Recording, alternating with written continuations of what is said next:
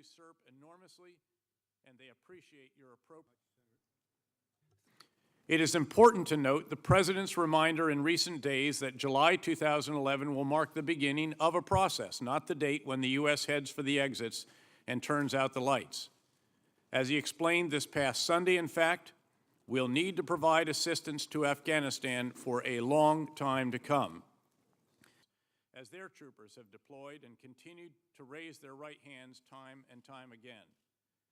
I want to assure the mothers and fathers of those fighting in Afghanistan that I see it as a moral imperative to bring all assets to bear to protect our men and women in uniform and the Afghan security forces with whom ISAF troopers are fighting shoulder to shoulder.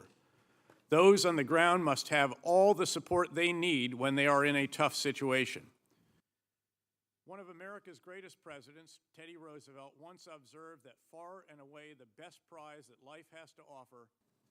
Recent months in Afghanistan have, as you noted, Mr. Chairman, seen tough fighting and tough casualties. This was expected. Indeed, as I noted in testimony last year and again earlier this year, the going inevitably gets tougher before it gets easier when a counterinsurgency operation tries to reverse insurgent momentum. My sense is that the tough fighting will continue. Indeed, it may get more intense in the next few months. As we take away the enemy's safe havens and reduce the enemy's freedom of action, the insurgents will fight back. Would be an important contribution. Thank you very much, General. Senator McCain.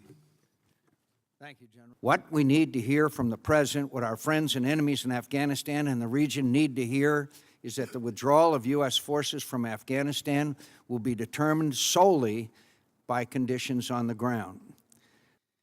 And there's a Wall Street Journal article, June 28th, corruption suspected in airlift of billions in cash from Kabul.